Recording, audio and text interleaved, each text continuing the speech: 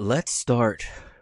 I mean, where else is there to start other than those dirty birds? Oh my goodness. Falcons, Eagles, Monday Night Football. Now, listen, as a Falcons fan, the Falcons fans already know this, but as a Falcons fan, for those who aren't, we are scarred with anything primetime.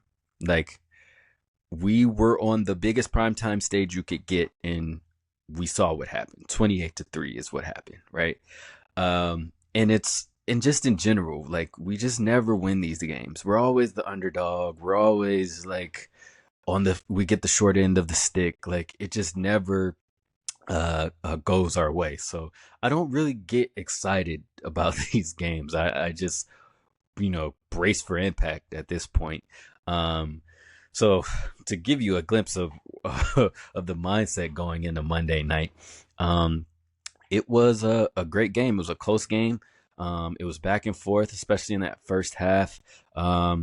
Eagles seemed to pretty much dominate the second half, but man, Bijan Robinson, he is something else, man. He controlled the game. I think he was the player of the game, completely dominant. The Eagles defense had no answer for him whatsoever. He was driving us up and down the field. I mean, he carried the bulk of our possessions.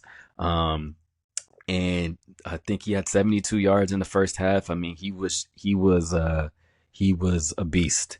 And who knows where we would have been without him that night. Our offensive line stepped up after a lackluster performance in week one, a TJ Watt domination in that week one game. And they answered the call. Was so happy to see that again. And they spoke to it during the game. Offensive line is really a run offensive line. Like, they can protect for the pass, but it's built to make space for Bijan and Algier back there, and they did just that. They completely dominated the Eagles defensive line, and Kirk Cousins had all day to pass. That was a sight to see again after that week one performance. He had all day for most of the time this game, but still seemed a little out of rhythm. Like, and to be honest, the game as a whole seemed to be a game of two teams who only wanted to pass the ball when they absolutely had to. Like, uh, uh, Kirk Cousins just didn't seem like he was in a rhythm. Seemed a little off. Even the big passes that he did complete, it was like he missed somebody else who was wide open for a potential touchdown or even bigger gain. Um, and so it was kind of that. And then the same with Jalen Hurts and the Eagles. Like, it was kind of the Saquon show at one point, and then Jalen Hurts started to take over. But again, our defense, the Falcons defense, showed up big time. I have a lot of faith in our defense. We are not easily scored on. We were able to hold them.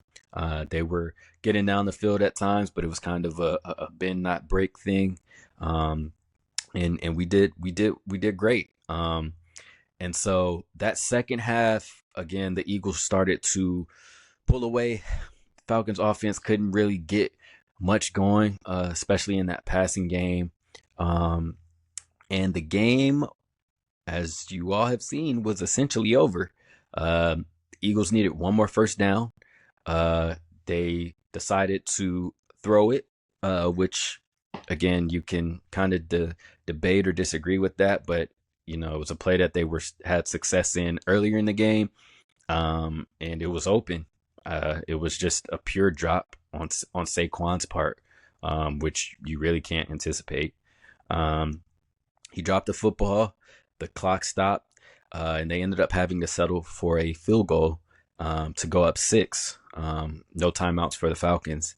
And kind of jokingly, but kind of fingers crossed, I put in our group chat, Kirk Cousins is getting ready to show you why they brought him here. And he did exactly that. After a whole game of seeming iffy in the past game, immobile, um, he made every pass you could ask for, and the Falcons got down the field in the speed of light. So much so that when we found Drake London in the corner for that touchdown to go up or to tie it, um, I was like, man, I love it. And at that point, the goal is just to get in the end zone. Like, I don't care how you do it, how fast you do it, get in the end zone. But I was like, whew, it's still a bit of time on the clock. Eagles had 2 timeouts, I think. And again, the scars of being a Falcons fan, 28-3. Like, we showed anything is possible, right? So all they needed was a field goal to win. So they don't even have to go the length of the field. They just need to get in field goal range. Their kicker has a big leg. Like, let's see if we can stop them. And oh my goodness, the defense steps up again. Pick to seal the deal. And that was just a joyous moment right there. Again, I don't think people really understand the turmoil that Falcons fans go through. We never win these games, and then to win it in that fashion, and you could hear it in the commentary, like they were winding down. It was kind of, oh, the Eagles one more play and they can kneel it out, and it was that type of over. Like, it wasn't like they just took a big lead and it's like, oh, this is over, and then we somehow came back. No, it was like, let's wrap these things up. Just, this is a formality. And the Falcons fought all the way to the end and got a huge, huge, huge win on the road on Monday Night Football in front of the world, baby. Rise up. It was such a huge win because I talked about it last week. We lost to the Steelers, which was our probably most even matchup in these first 4 weeks. Because again, we had a tough game coming up with the Eagles on Monday Night Football. That was tough. And towards the end of the game, again, we're thinking the game is over pretty much. They're going to get this first down. They're going to kneel it. Game is over. The Falcons are 0-2. And guess who comes to town next week? The Chiefs. And then after that, guess who just decided to look super explosive for no reason? The Saints, which is your week 4 matchup. So you can see how things could have quickly gotten very bad for the Falcons. Like, you're looking at an 0-4 start at the very least. You get a little bit of like kind of come into the week as a favorite. I think in week 5 when we play the Panthers, week 5 or week 6. But I mean, 0-4, 1-5 start, like that's a tough hole to dig yourself out of. So we really, really needed this win.